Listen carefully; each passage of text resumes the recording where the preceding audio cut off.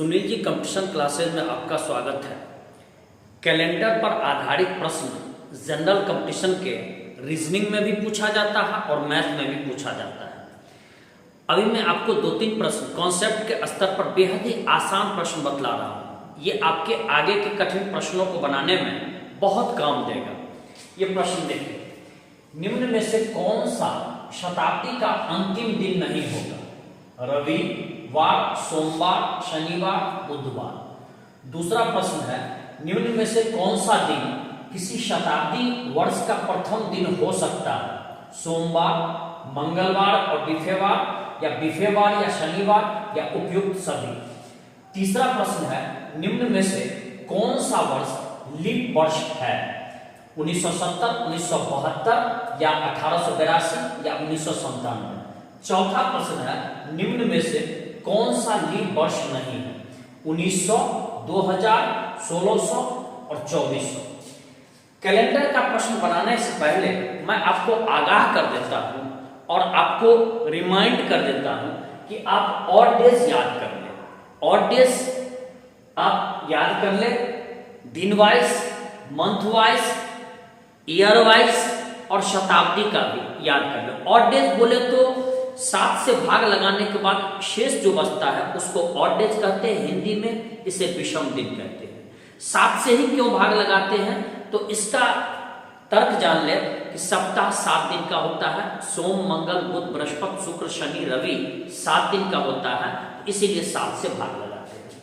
तो odd days में आप यहाँ इसको याद कर लें कि 100 वर्ष में ऑड डेज की संख्या 5 दिन होती है, 200 वर्ष में 3 दिन होती है, 300 वर्ष में 1 दिन होती है और 400 वर्ष में 0 दिन होता है। या 400 का जितना भी गुणक होगा उसमें 0 दिन ही ऑड डेज होता है। जैसे 400 हो, 800 हो, 1200 हो, 1600 हो, 2000 वर्षों में हो, 2400 वर्षों में हो, इन सब में 0 दिन होता है। माह का कोड यहाँ लिखा है, इसको भी बाय हार्ट याद कर लें। तो आइए प्रश्न देखना शुरू करते हैं। निम्न में से कौन सा शताब्दी का अंतिम दिन नहीं होगा? अंतिम दिन नहीं, यहां देखें तो शताब्दी वर्ष का विषम दिन आता है 5, 3, 1, 0। तो इसका अर्थ हुआ कि अंतिम दिन यही सब आ सकता है। 5 दिन बोले तो इसका शुक्रवार, यहां देखिए जितना दिन ऑड डेज आवेगा 5 दिन आवेगा तो शुक्रवार। 0 से शुरू करते हैं, 0 ऑड डेज, इसका मतलब रविवार। 1 आता है तो सोमवार, 2 आता है तो मंगलवार, 3 आता है तो बुधवार, 4 बृहस्पतिवार, 5 शुक्रवार, 6 शनिवार। ये यदि आपका कोई निरपेक्ष यदि ऑड डेज आता है, किसी से तुलना नहीं कर रहे हैं, तो उस स्थिति में ये आता है। तो हमारा आ गया कि शुक्र, बुध, सोम और रवि ये हो सकता है। तो शताब्दी का अंतिम दिन क्या नहीं हो सकता है? रवि, इसकी होने की संभावना यहाँ है। सोम, इसके भी होने की संभावना यहाँ है। इसके बाद देख लीजिए बुध, इसके भी संभावना यहाँ होने की है। लेकिन शनि आप देख ले, नहीं ये 100 वर्ष के लिए आता है, नहीं 200 वर्ष में आता है, नहीं 300 वर्ष में आता है, नहीं 400 वर्ष में आता है। इसलिए इसका आंसर हो गया शनि।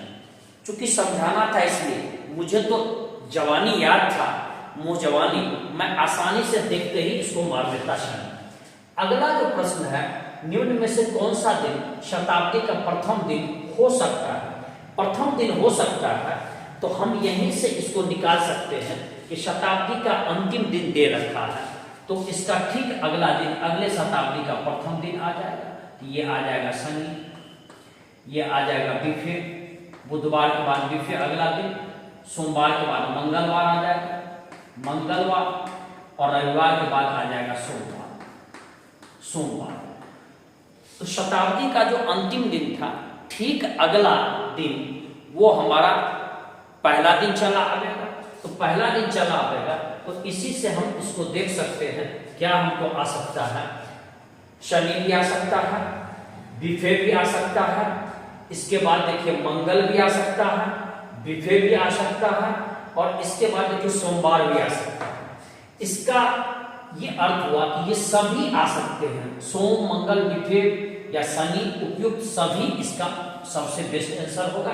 सभी इसका हो सकता है। तीसरा प्रश्न दे रखा है कि कौन सा वर्ष लीप वर्ष नहीं होगा? लीप वर्ष जांच के लिए आपके पास दो पैरामीटर्स हैं। पहले तो आप दाहिने तरफ देखें जो 2 अंक क्या आ रहा है। दाहिने तरफ यदि 2 अंक डबल जीरो आ गए, इसका माने वो वर्ष शताब्दी वर्ष है। उस स्थिति में 400 से भाग लगावेंगे, यदि भाग लग जाएगा तो वो शताब्दी वर्ष, ना भाग लगे तो वो सामान्य वर्ष होगा। लेकिन यहाँ पर डबल जीरो कहीं नहीं, डबल जीरो, सिंगल जीरो नहीं, डबल जीरो। तो इस स्थिति में इसमें भाग लगाते हैं 4 से। हमारा इसमें 4 से भाग लगा करके हम जांचते हैं कि वो लीप वर्ष है कि नहीं। तो 4 से जांच करें, 1997 नहीं कटेगा। 4 से जांचने का तरीका है, दाहिने तरफ का 2 अंक को देख लें, 4 से कटेगा तो वो पूरा अंक 4 से कटेगा। 97 4 से नहीं कटता है, इसलिए इसका कटना संभव नहीं है। 82 भी 4 से नहीं कटता है, संभव नहीं है। 70 भी 4 से नहीं कटता है, ये पूरा अंक कटना संभव नहीं है। लेकिन 72 4 से कटता है, 18 चौका 72, इसलिए ये पूरा 4 से कटेगा और ये लीप वर्ष होगा।